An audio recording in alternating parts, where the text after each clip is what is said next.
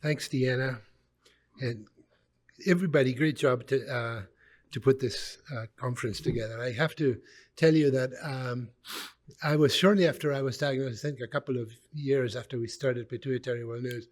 The first conference that I came to was the Canadian conference. Was Deanna's conference? Do you hear me? Closer? Oh, and yeah, you're welcome. And that was the first time I ever stood in front of more than one person with acromegaly at the same time. It was quite an experience. Oh, I'll play. Thank you. Okay.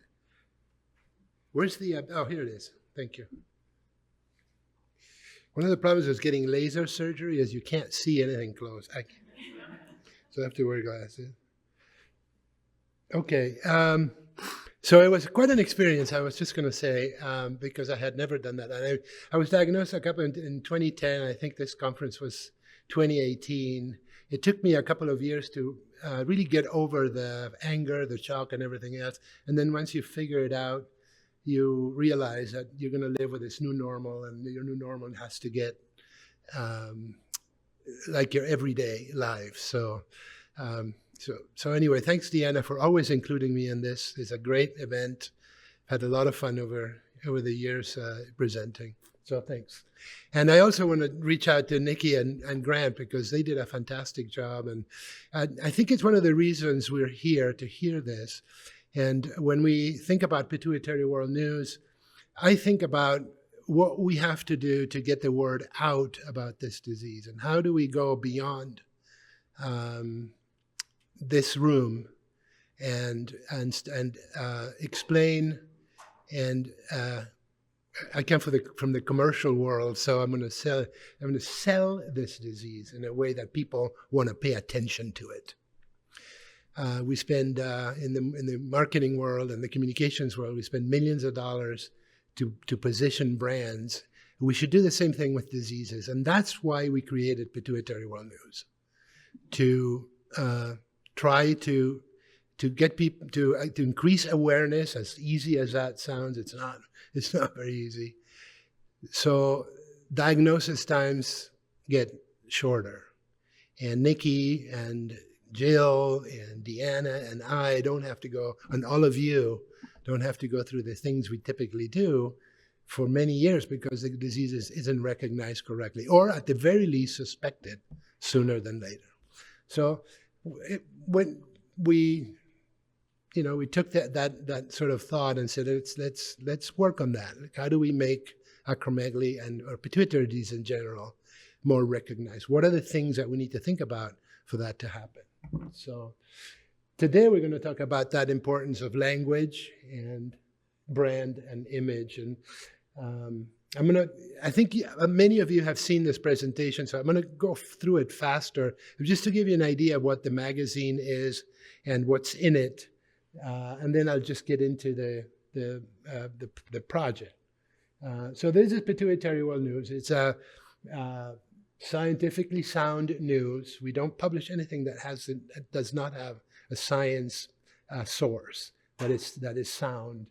Opinions and documentaries, and commentary about the world of pituitary. We publish, it's a web-style blog, we have about now around 900 proprietary articles.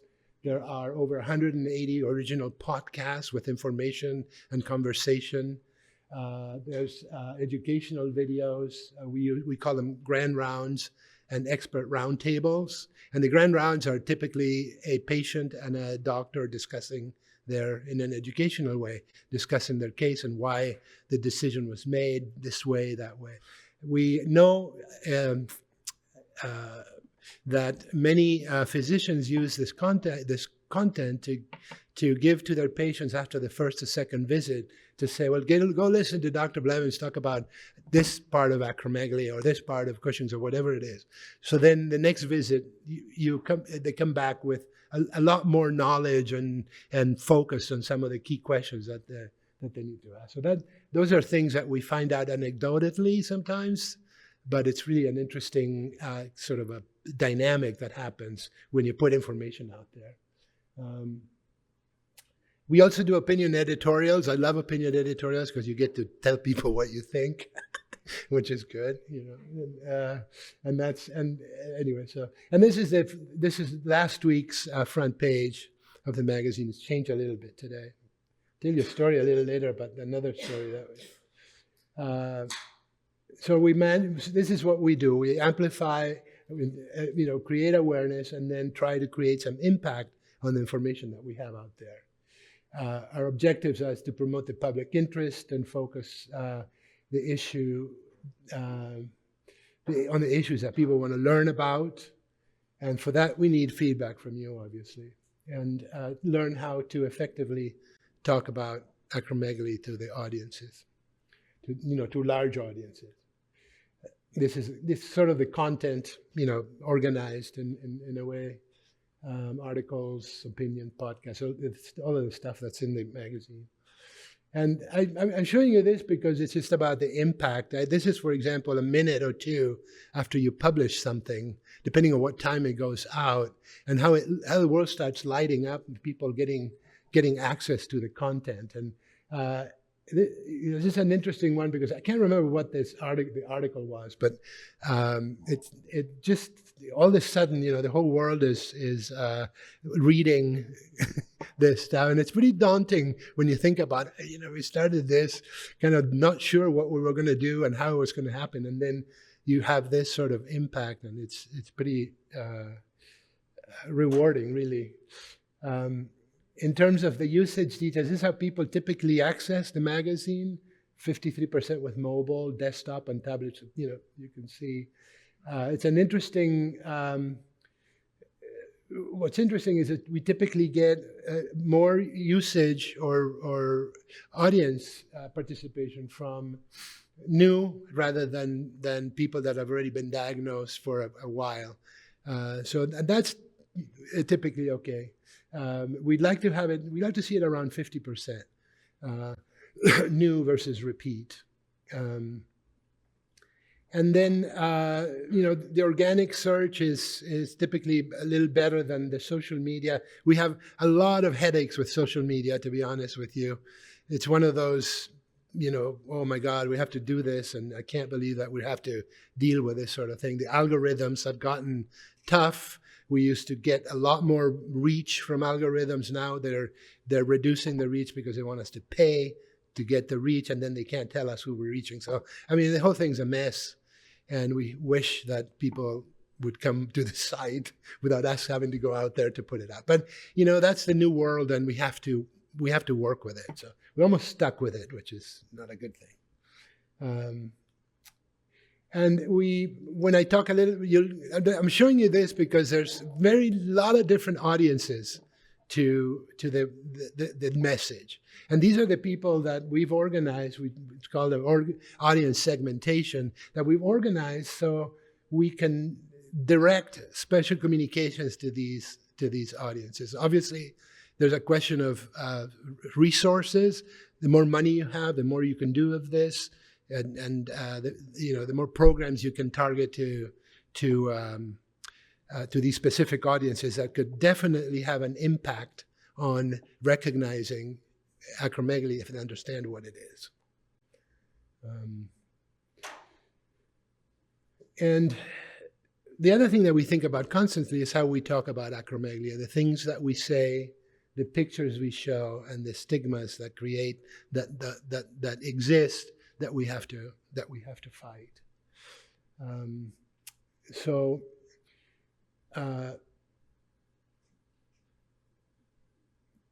It's really about the narrative of and when I say the narrative is how the sort of words we use and how we talk about a subject. It directly affects how people perceive it. So this exercise that we're going to talk about today is about trying to learn how we talk about acromegaly today and understand the sort of things that we need to change so we can be more effective in the messaging that we put out there. So think about it this way. I mean, awareness is a pretty interesting thing when you think about, for example, if I were to ask everybody in this room, what's acromegaly, everybody knows exactly what it is. So this room has 100% awareness. If I go outside the hotel room and I ask the same question at the people in the hotel room, maybe 2 or 3% of the people, and maybe it's because they've seen the signs of the Acromegaly Canada. They say, okay, well, maybe, I know what that is, and I saw the word, and now I know what it is. Maybe 2 or 3%. If I go out on the street and stop everybody, what do you think the awareness of acromegaly is out there on it?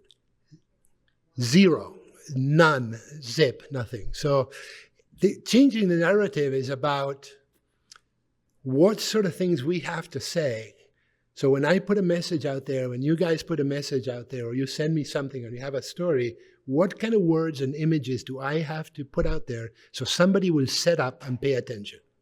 Because right now, messages are going in one word and one ear and out the other, and it's a sort of an attack on the senses and visuals and audio of information that's coming at you at a tremendous speed from all kinds of things, all kinds of channels, maybe some of them good, some of them not as good, some of them completely lies and total deep fakes. So, I mean, in order for us to be efficient at what we do, we have to understand what it is that creates attention. I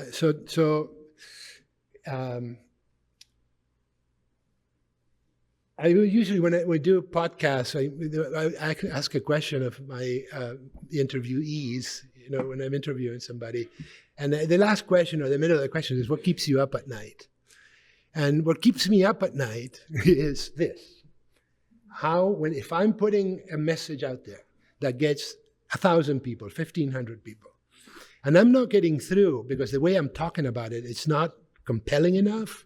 I just wasted a ton of time and money. So we need to learn. And I think this exercise, when we chatted with Deanna and Jill as well, and all of this was, okay, now we're going to figure out how to do this, this new narrative, these new things that we need to think about. Can we use that for you guys also to explain to your doctors how you feel about it? Or are there new images or new things that we can discuss that are compelling enough that your family will pay more attention? It's not just about mass media, it's also about interpersonal communication. So the knowledge that we gain from these exercises should be very helpful for everybody, for all of us that are in the communications business and communicating how we feel.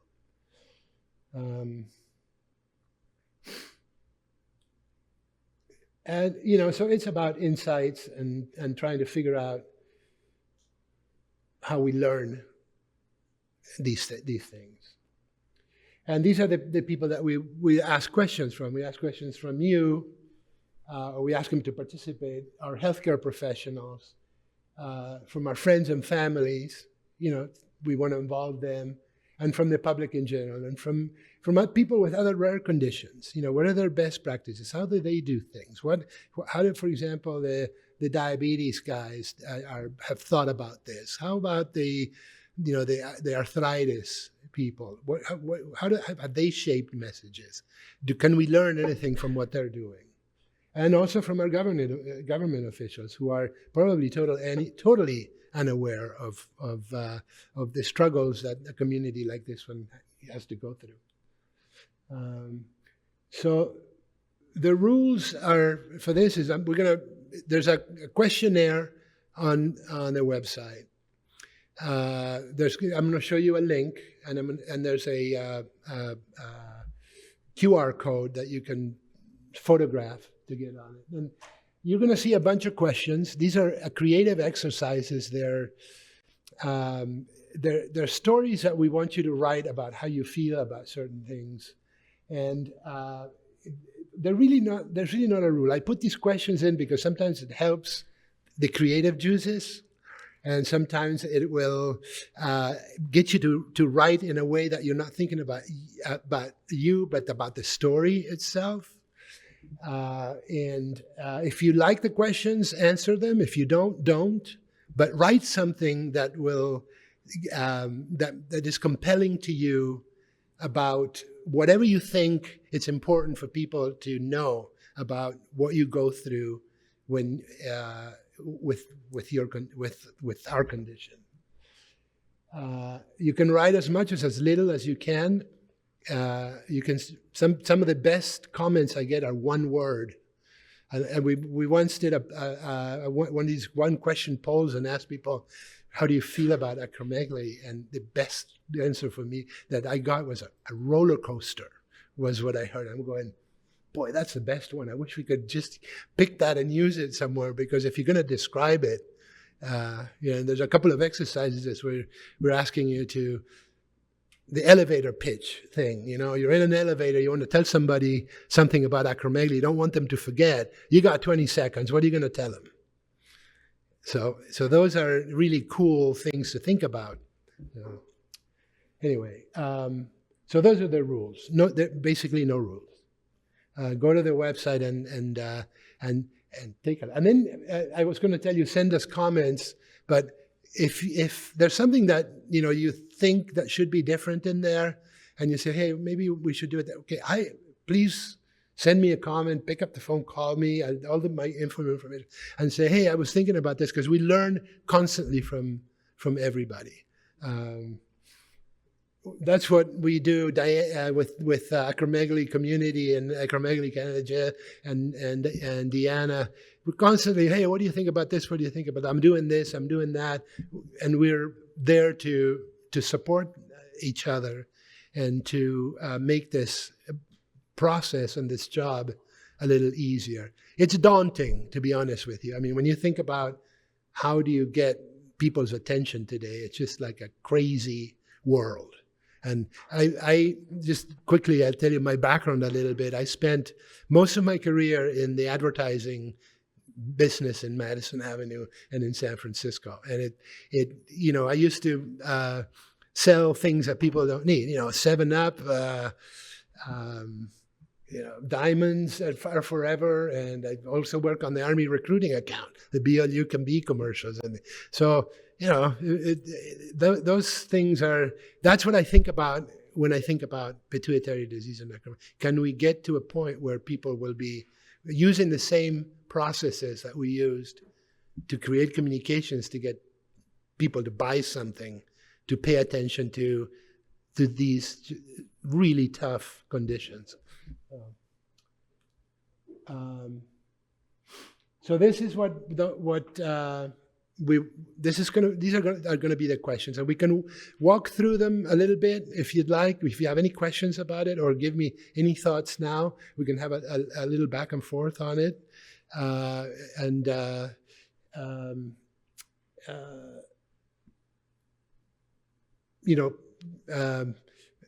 Maybe have a little discussion before you get online. You can do it anytime. It doesn't have to happen today.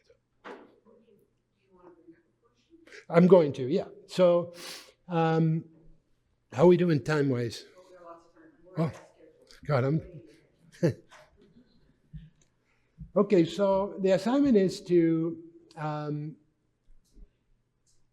learn how we do as people ourselves. How do we describe the experience? What are the essential elements of that description? What the words that Nikki and Grant used in their presentation. If you were to do a presentation like that, what were your words and what would the imagery be? And then what are the key issues and experiences we can relate to as we interact with our loved ones, our healthcare, insurance, pharmacies, and other people involved in our care? What are the sort of things that how do we talk about that?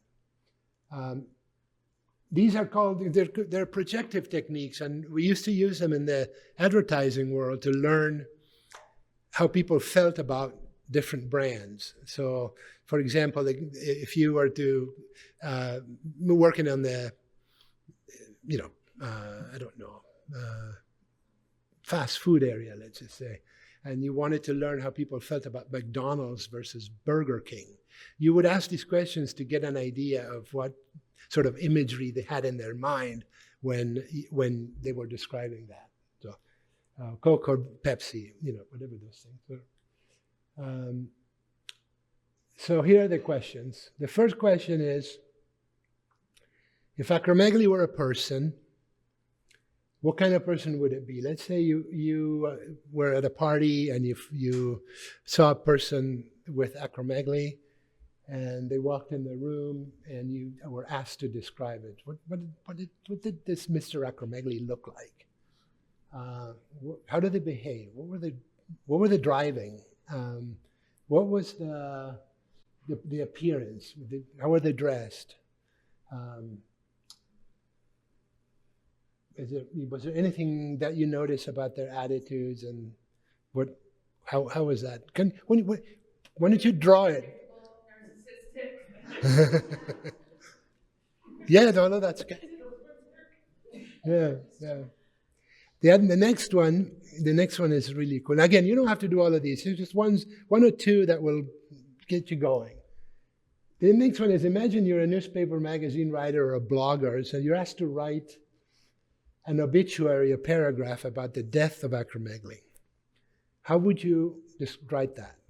What sort of things would you say? How would you say them? And how much would you write?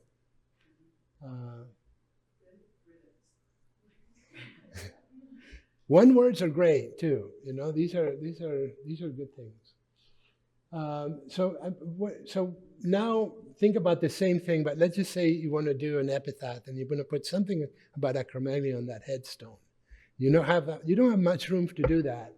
So now, how about a few words that will kind of say the same thing than the obituary did, but so people remember. And I wrote this. I don't know why I was thinking about Napoleon Bonaparte when I wrote this, but something like, "He lies Napoleon Bonaparte, a whimper person with a big ego and a certified nutball." Anyway, but that's something like that, So the next one is about trying to imagine what life would be without acromegaly. And how would you describe how it feels now and how would this affect you? If you can step away from it, it's not an easy thing to do. I honestly don't know if I can do it, but when you force yourself to think about it that way, what happens is that you're thinking about it from a different point of view, from a different perspective, and you're almost writing in the third person. You're just stepping away from the personal part and saying, okay, let me just see if I can live out of these shoes and put myself into a professional writer's or creative type exercise shoes and try to write something. Okay. And the next one is the elevator pitch. And the reason this is cool is because you only have a little time, and it makes you think about what's important and what's not. And what you think may create somebody's, or may focus somebody's attention on it. And what you think, if I say this person is going to remember this. If I spend too much time doing some other stuff, maybe they don't. So, can you use visuals? Sure. When we get that, you can photographs, drawings, collage, anything that you want to put together that tells a story. That would be great. This one's interesting because I remember when we first started Pituitary World News, we always talked about this. We wrote a couple of articles. They got a ton of hits and a ton of people writing back. And that was the idea, the airport, scenario, which is, it happens to all of us. It happened a bunch of times, and I'd love to hear some of you sharing these stories, but is you're sitting at the airport and you see somebody and it looks like they have acromegaly, because as you know, once you see this disease once, you don't miss it, right? I mean, my doctor said that, my primary care physician who diagnosed his second acromegaly patient that he knew about, I should say, 6 months after I was diagnosed. He said, somebody walked in my office, just no doubt. So it wasn't that my doctor, my primary care doc, wasn't aware. It was that he had never seen it. And he knew exactly what the disease was. It's just like it was not on his radar. And that sort of, when you think about the work, all of the work that we're doing is to do that, to get something on somebody's radar sooner rather than later. Anyway, so so you're sitting at the airport and you're sitting there, and this was my experience at the Dallas-Fort Worth Admirals Club. And I'm sitting there and I'm looking at this person. I'm going to have to go say something. I have to go say something. And I just couldn't get myself to stand up and walk to him because I didn't know what to say. I was first, when I first started doing this, maybe a year or two afterward. And I went to the restroom and I go, okay, I wash my hands. Okay, now when I come out, I'll say it. I walked around for a little bit. And when I got back to where he was gone. And I'm still regretting it, to be honest with you, because I don't know if that person knew he had it, because my experience was, I was 28 years undiagnosed, and nobody said a word about it. You know, it was when all of a sudden I walked into the, in my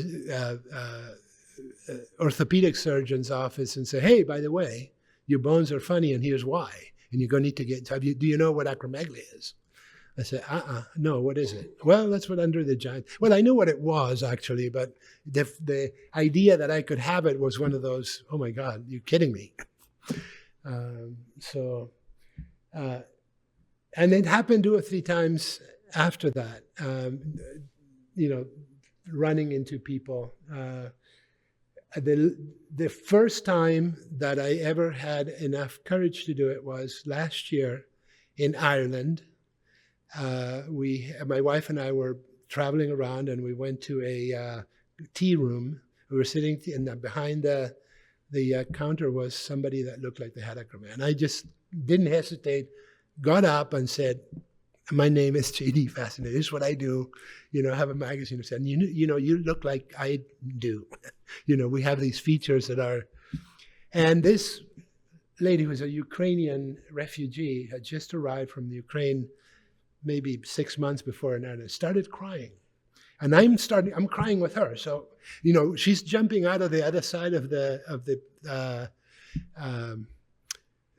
counter, and she says, oh my God, I can't believe you're the first person that I met with acromegaly. Yes, she says, I was just diagnosed. I had no idea what was going on. And she didn't know anything about it. And I said, well, here's, you know, Ireland has one of the best groups.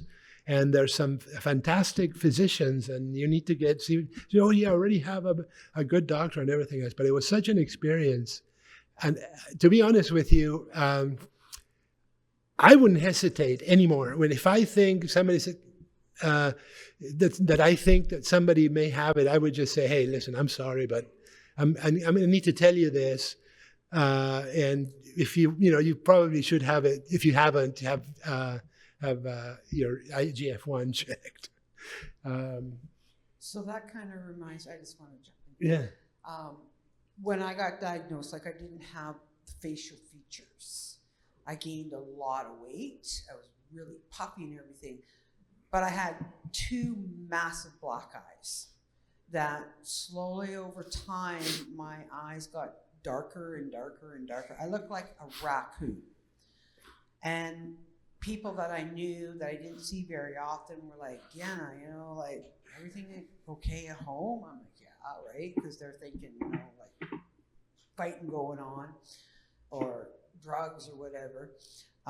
But for some reason, mine were massive black eyes. And ironically, 2 days after they took out the pituitary tumor, it was gone. So I had my granddaughter living with me for a while, and she had to, involved in sports, I had taken her to a game she was playing. And I'm sitting there on, you know, those little benches there, and I watched this gentleman walk in. And I kind of turned and looked, and he had black eyes.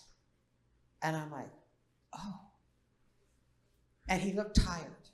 but he didn't have the coarse features and everything like we usually do. So the game went through, and I'm nervous, and I'm trying to find the courage, right?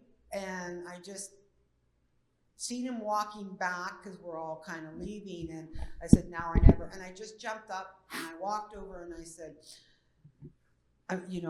my name is, and I'm sorry to bother you. I said, and I know this is going to sound like a bizarre question coming out of left field, but you have black eyes like I used to have, and I've been diagnosed with a condition called acromegaly, which is a benign tumor.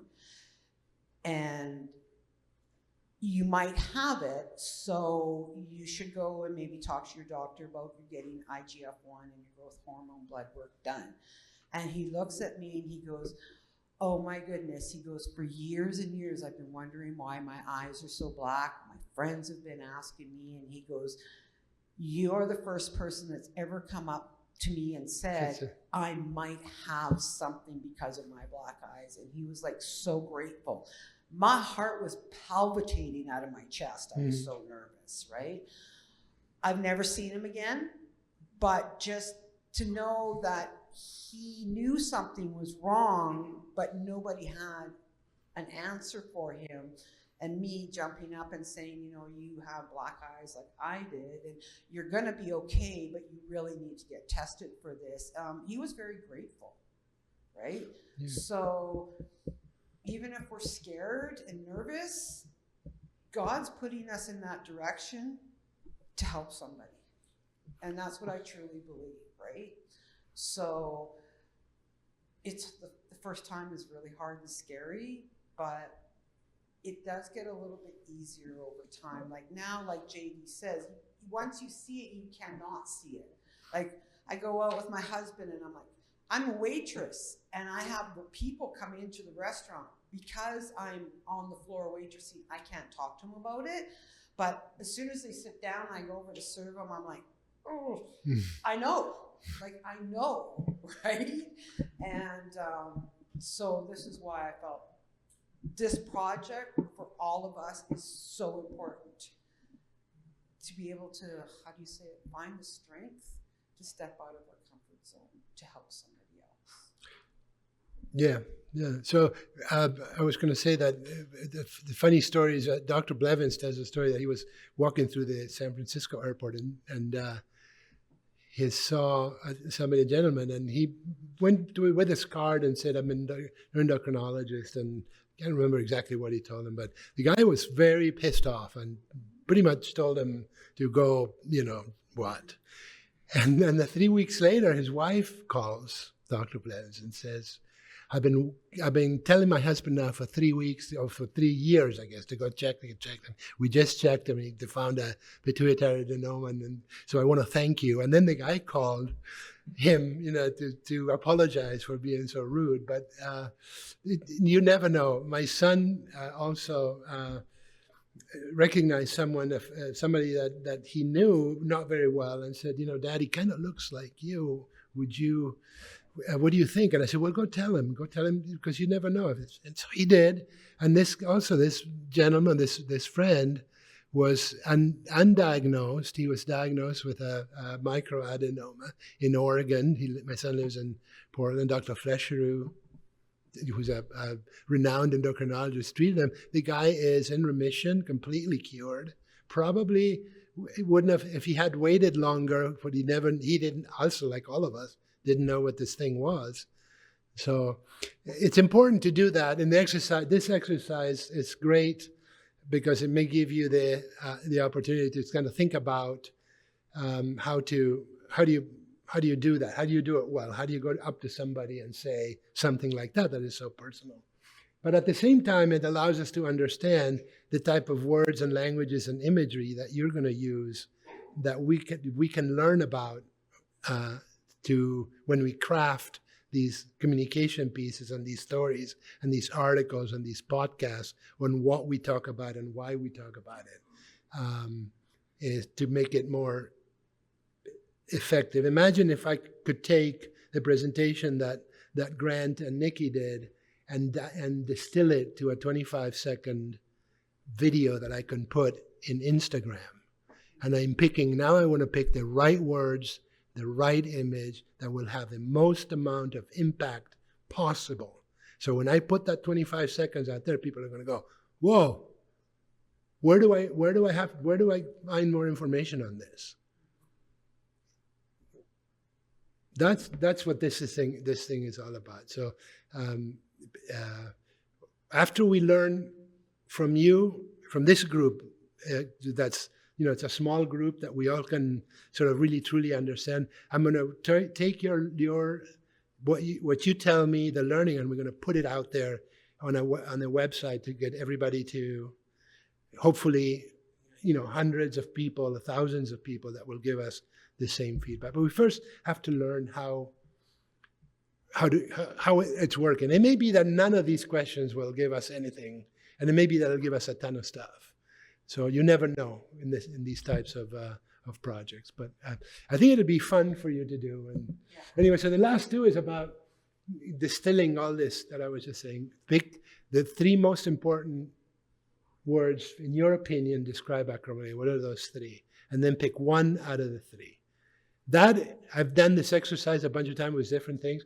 That is the toughest thing to do, to find 3 words. And then to pick 1 from the 3. Because you're thinking, okay, what's this one versus that? But how you pick that, it's really important for us to learn what sort of things are important and how you are describing that importance. So do you want to go through? Yeah. Oh, shoot. I share a story where I was getting off a plane and saw someone which I thought had similar features, but I didn't go up to the person because he was working. And today I regret that. But the real question that I kind of wanted to ask the audience is that who may be shy to come up to someone is, would you have wanted someone to come up to you? It's a very good question. 7 years ago at an airport and say, Absolutely. So has anybody actually had an experience of talking to somebody? Have you? Okay. Melissa, microphone, huh? Oh, sorry, Tracy, microphone.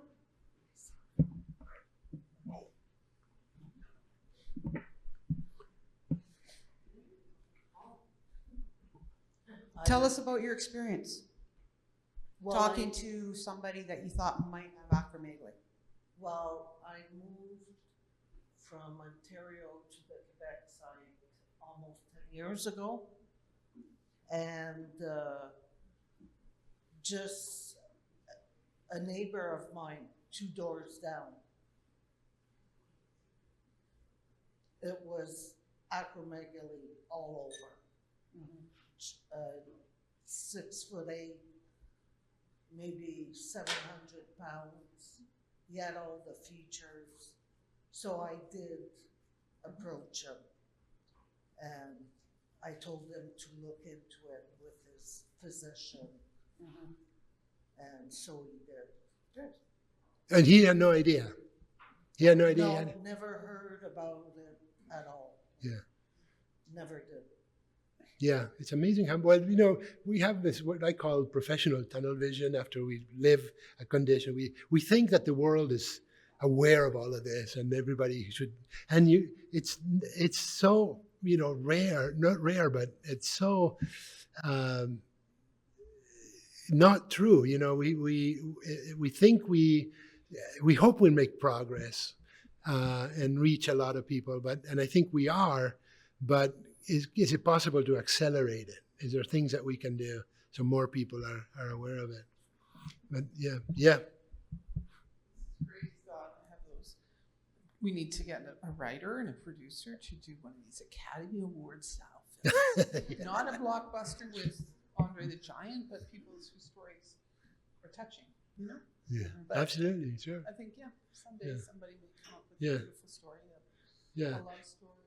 Well, these things are like, they're viral. It's like people jump on the bandwagon. If you can tell a story compelling enough, and you can break through the other noise, and somebody pays attention, all of a sudden these people start jumping on to. That's how big brands happen. You know, you think about the Nike story or the Apple story when these guys were in the Apple. You know, Steve Jobs and Wozniak. They were in a garage, you know, in Silicon Valley, and these guys are changing the world. And they started with the right idea and the right story. Nike is the same thing. You know, the imagery that they were able to do in these kinds of exercises, talking to people about how they feel about this. How do you feel when you put a pair of Nike shoes, and they created this imagery of people running and beautiful sunsets and you know, feeling great, and all of a sudden people were putting Nike shoes because that's what they wanted to emulate. That's how I wanted to feel. So I'm not suggesting we do messaging for acromegaly like Nike did, but the process and the systems to get to that answer, to that one concept that's going to create attention is understanding how all of these people, all of you and all the other people that we listed think about these diseases, and what do we learn from other diseases so we can be smarter and more efficient when we talk about it. Really this cool. is not just focused on talking to somebody that looks like acromegaly in somewhere in the world. It's also, we need to learn about how we can talk to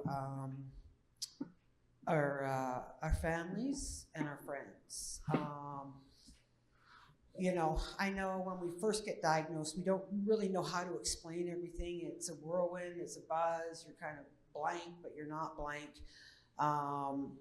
Like when I told my mom and dad, you know, this is what I have and there's a tumor, then they're like, wanted to deep dive into it. And I couldn't deep dive into it because I needed to learn it myself, right? So being able to talk to them and say, this is what I have, this is what I need to do, but help me learn about this condition with me, then we're bringing our family in or our children, if you know they're old enough, and walking the journey together. Because then your parents talk about it to their friends, or your teenage daughter or son will go to school and say, well, mom or dad just got this, we're just learning about it, but this is what it is. So they're talking to their friends. So, you know, it's key to also hopefully being able to have your immediate family and your friends jump on board to learn what it is, to learn the journey too. And that creates, again, more information going out into the world about acromegaly.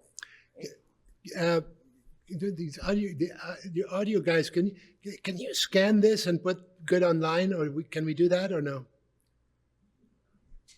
Can you scan the code and put it on the Put it on the yeah, so you can see the. When I scanned it, it says it's inactive.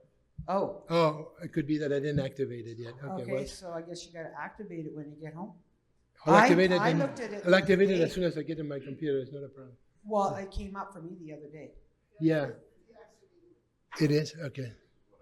Okay, well, we'll fix that. Dr. Ballaroo has a question. Who has the microphone? Just, again, there's way smarter people that can do this in terms of figuring it out. But what's kind of unique, just there's two kind of angles. Like I accidentally get all this stuff on my phone and blah, blah, blah. And what's kind of interesting, there's videos that are Instagram or whatever you call it, shows up. There's the serious ones that you kind of, no one really pays attention to. Correct. You know what I mean? Yeah. And then, but you get to the funny ones and so on, it somehow captivates, at least an older person's, it captivates my attention. It's kind of, and again, people are a lot smarter in doing it. But even using the word acromegaly is, as soon as you say it to someone, it's like, what?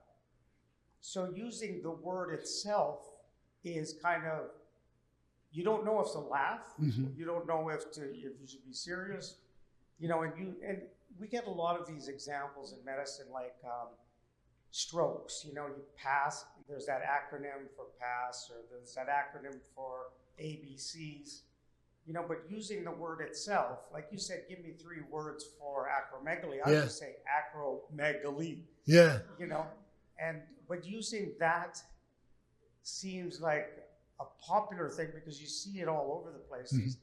These acronyms, everyone's kind of doing something with that because it sticks. Yeah. And then the final thing, as you probably know, something musical, something, I don't know, hip or whatever. Yeah. Well, but something simple, snappy, and yes, of course you have the serious message. But yeah. I think the aim of acromegaly is awareness. Yeah. It is. There's something. Yeah. Yeah. And you know, we always forget humor. Yeah. Also, it's such a tough thing to do it well. Yeah. And you know, and not offend anybody, but when it comes from a society like this, that's doable. yes. If it's some outside person doing it, he's going to get sued to the eyeballs. Yeah. Yeah. But if it's a group and a consortium of people that understand it, and it's approved, I think it makes. Yeah. When you think about the objective of what you're doing is to get somebody to get more information and not to explain it, then the process changes very much so. Because now it's not my job is, and you know, as I see it here, is not to explain to the world what acromegaly is to get enough attention so somebody wants to learn and clicks the right. There are people that can explain it a lot better than I can. And there's huge, you know, Google acromegaly and you'll get 3 million hits. So a lot of it is terrible, but a lot of it is great stuff from all of the fantastic universities and all of the medical centers that have been working on this for you know, decades. Okay, Jill has a question, please. Well, I wanted to make it.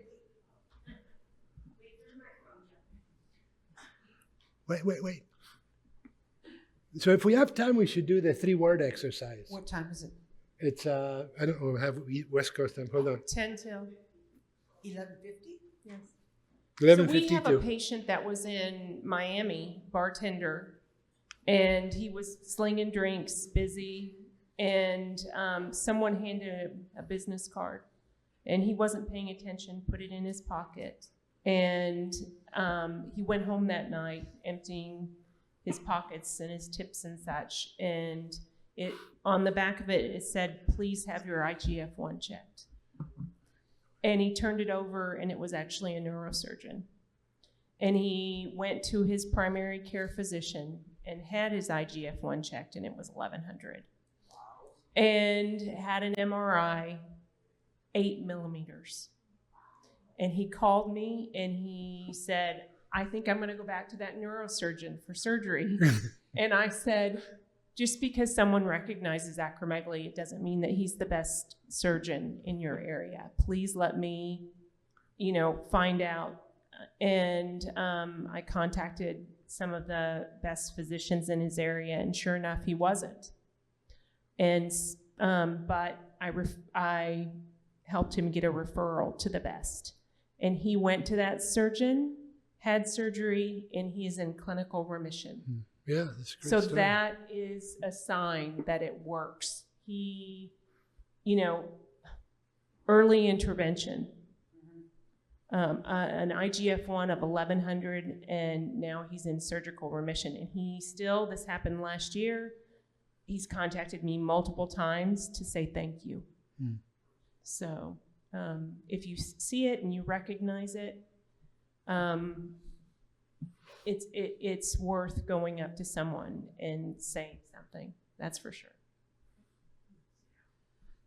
We have time for one. Okay, so the other thing I was going to mention is I always thought of the people describe acromegaly as a random disease. There's some, as we learned yesterday, some issues related to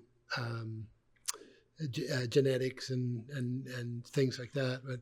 And the randomness of it is what makes it interesting, because randomness means that it can happen to anyone. If that message can get through, where somebody was wondering, oh no, this could happen to me. The problem is when we use the word rare, most people think, oh, it's too rare for me to even think about it. Even primary care docs would say, oh, this is not too rare. It's so rare, you don't have to worry about that. How many people had that, happen to them? I've heard it 1,000 times. So those are the sort of cues and ideas that we think about. What is the one thing that's going to, like I was saying earlier, make somebody sit up and pay attention? And that helps, tremendously. Obviously, if we can cut diagnosis times, imagine the reduction in costs, imagine the comorbidities that are that will not happen because of it, the related conditions and the things that we deal with constantly. So, yeah, so you guys want to go through the 3-word thing? Everybody wants to pick 3 words. Do you The guys best want to pick a describe key word? acromegaly? One key word. Let's describe acromegaly. One key word. No, Anybody 3. have a word? Let's do 3. Oh, 3 each. Oh, okay. Start with 3. Yeah. Anybody? Challenging.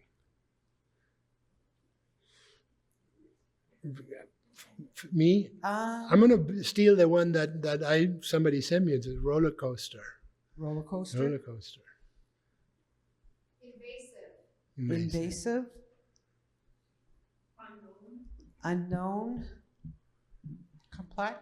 Complex.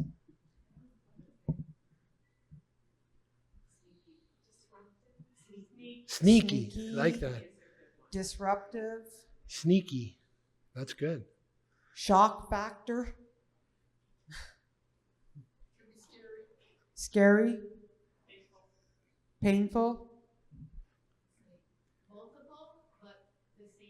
Multiple but the same. Yeah. So when you got told what you had, what was your first thought? Like, we don't need, like, not a sentence, but in a couple words, what was your first thought when you got told you had acromegaly? I'm going to die. Okay. Surprised. For me, it was relief that there was an answer. Okay. Relief. It's not all in my head. For me, it was like my worst fear just came true.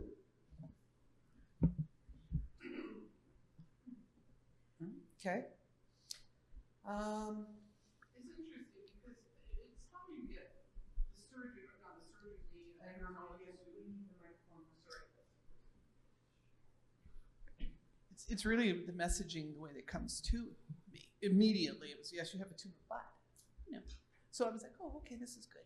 Like, I didn't feel devastation. I wasn't suffering too badly, but I hear in the room, maybe some people didn't have that, you're going to be okay moment, like almost immediately. Do you find any humor in acromegaly? Is there anything that's humorous about it, that you kind of laugh with your wife, with your partner, or with your friends? He calls you a what? On a Wednesday or Friday afternoon, the long weekend, whatever you want to call it. Yeah, don't buy a truck on a Wednesday. Yeah. The reason I'm asking is we get so serious about this, and because it's just, we live with it. But sometimes the world out there has a different perspective on things, and it's about getting through. And as I was saying, as long as you don't, my kids, for example, used to make fun of me when we were sitting at the table, and I would tell the other one, if you don't behave, you're going to get like Dad, and your fingers are going, and he would go boop, boop, boop, boop, boop, with the fingers like that. And we didn't know what the hell. I thought my fingers were getting big because I had some Mediterranean relatives that looked like I do now, did now. So, for me, but it was very funny, and we always laugh about it. So I'm not saying that it would be funny to everybody, but those are the things that if we learn what you relate to in terms of humor, maybe make things so a little lighter, then we always get so serious about this. And again, I'm not making light of it and not think it's serious, but humor is really good, and it's very healing and cathartic. Yeah, sorry.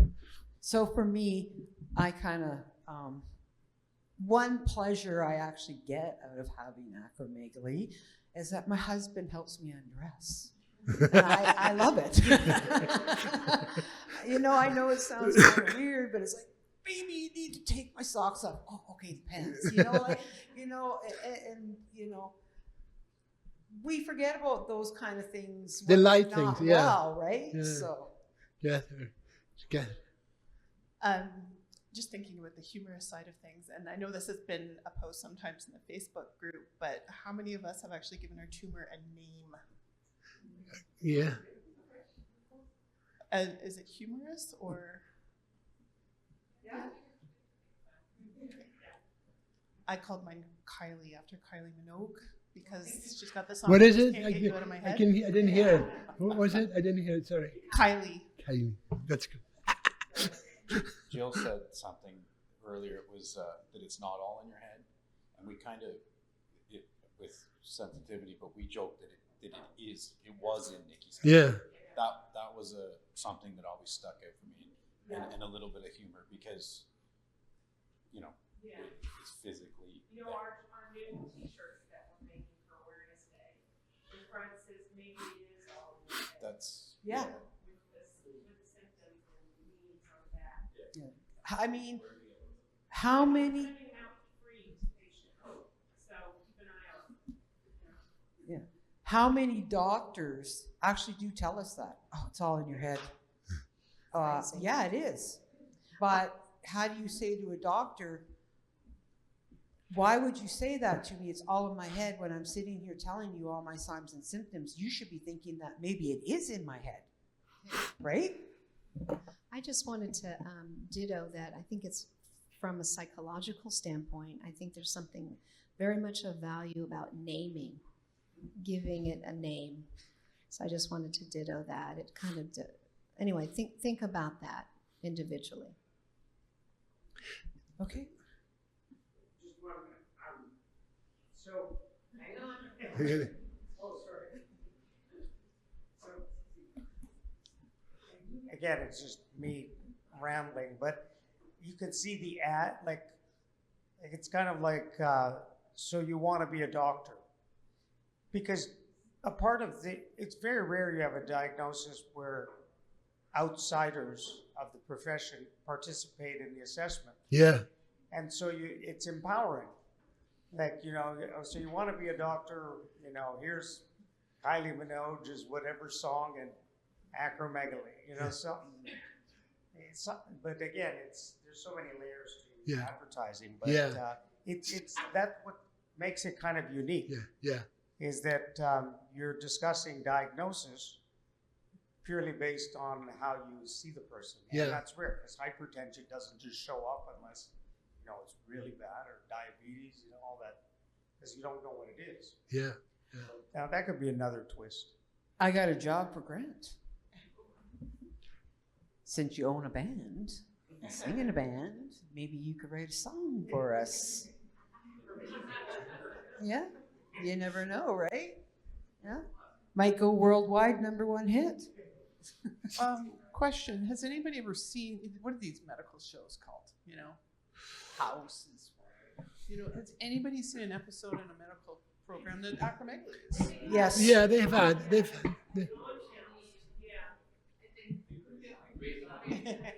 Yeah. They're starting to actually put pituitary tumors into like the doctor shows. Yeah. But that's part of the conundrum. Let me make a comment on that.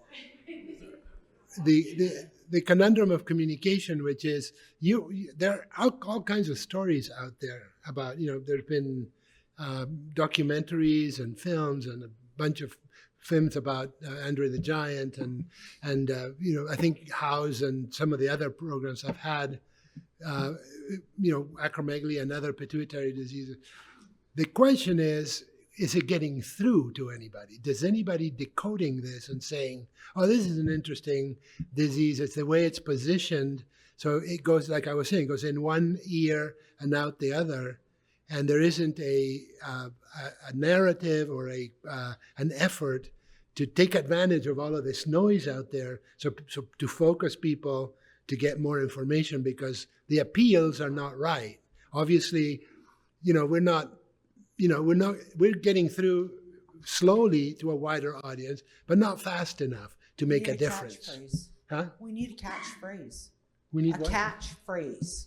Yeah, well, that's one of them things. But there's yeah, I agree. But there's behind that catchphrase is all this work that has to be done. So we pick the right catchphrase. So yeah, and even a catchphrase may not be the right answer. Slogan. Just do it.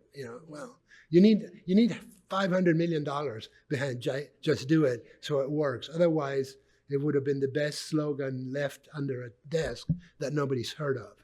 So, and there's a lot of that. Acromegaly, baby. Yeah. So anyway, thank you. Thank you Yeah, so please. much. Yeah. Thank you. I'll make sure photography. I'll make sure it goes live. I don't know. It may have not. I'm pretty sure it's active because I tested it. But let's make sure. You gotta hear the website. Yeah, and And if you shouldn't have any problem, but please reach out, and if you don't, there's a here's my, hold on. Yeah. Here's my number and all my contact information. Just reach out to me, and I'll make sure that you get on. Perfect. Thank you. Gene. Thank you. That was great.